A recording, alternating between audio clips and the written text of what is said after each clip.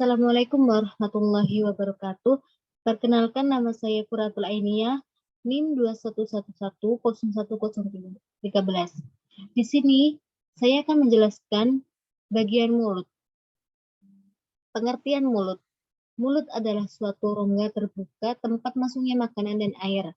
Mulut biasanya terletak pada kepala dan umumnya merupakan bagian awal dari sistem pencernaan lengkap yang berakhir di anus.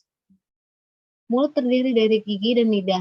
Struktur mulut terbagi menjadi dua bagian, yaitu mulut depan, anterior, dan belakang, posterior. Mulut bagian belakang terjadi titik pertemuan rongga mulut depan dan kerongkongan sebagai jalur makanan. A. Bagian mulut depan. Bentuk struktur mulut ini menyerupai tapal kuda yang terdiri dari bagian-bagian berikut. Yang pertama, bibir, kedua gigi, 3 gusi, 4 lidah, 5 amandel, 6 uvula. Yang pertama, bibir. Bibir terdiri dari bagian atas dan bawah yang saling bergerak sebagai pintu masuk ke rongga mulut. Secara umum, bibir atas lebih panjang daripada bibir bawah. Bagian mulut ini terjadi peralihan antara kulit luar yang berwarna merah dan kering dengan selaput lendir yang berwarna merah pucat dan lembab. Yang kedua, gigi. Gigi merupakan bagian keras dalam mulut yang berfungsi untuk mengunyah dan mencerna makanan. Struktur gigi terus berkembang selama hidup manusia. Rata-rata anak memiliki 20 gigi susu pada usia 3 tahun. Gigi susu mulai ada secara bertahap pada usia 6 atau 7 tahun. Kemudian digantikan oleh gigi permanen. Dan orang dewasa akan memiliki 32 gigi permanen yang terdiri dari 16 gigi pada rahang atas dan 16 gigi pada rahang bawah. Yang ketiga, gusi. Gusi tampak sebagai jaringan lunak berwarna merah muda. Bagian yang berserat dan padat berfungsi untuk melindungi tulang rahang dan akar gigi. Gusi juga membantu susunan gigi tetap kokoh dan berada pada tempatnya. Yang keempat, lidah. Hampir seluruh bagian lidah manusia terdiri dari sekumpulan otot yang bergerak. Struktur permukaan lidah tampak kasar karena mengandung papilah atau kuncup pengecap. Secara umum, fungsi lidah yakni untuk mengecap rasa. Namun, bagian penting dalam anatomi mulut ini juga membantu pencerna makanan dan pembicara.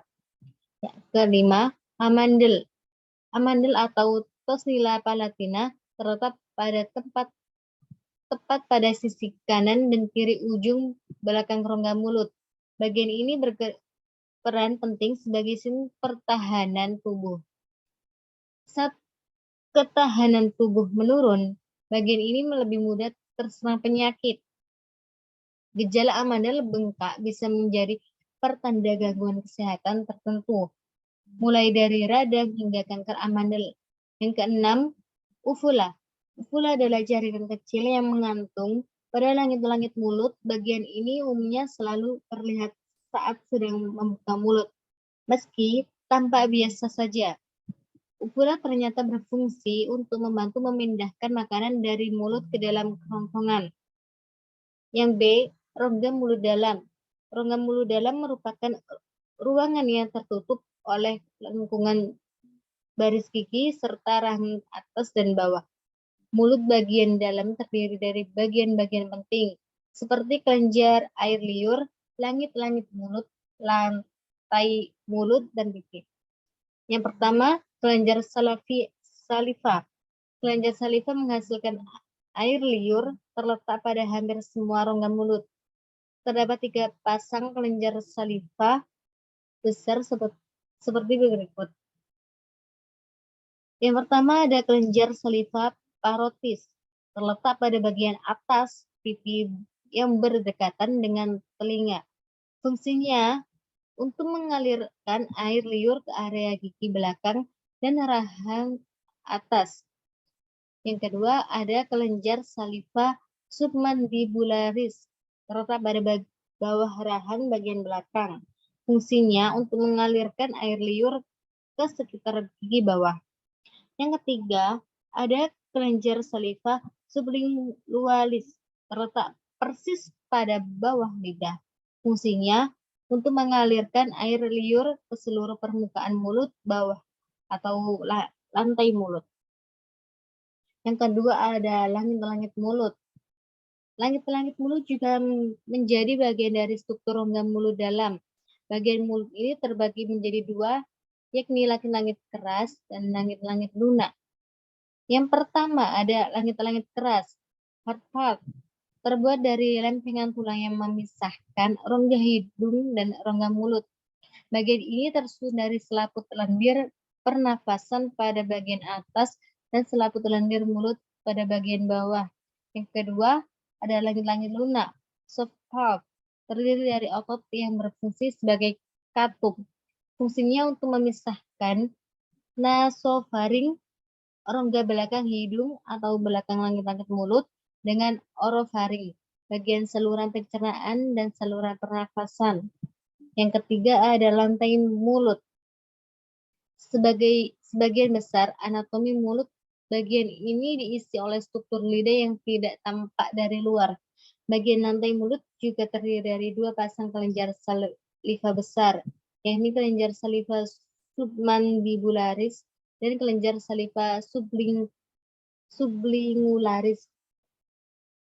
Pada rongga dalam ini juga terdapat bagian diafragma, otot yang terdiri dari otot-otot milohyoid bilateral dan otot geniohyoid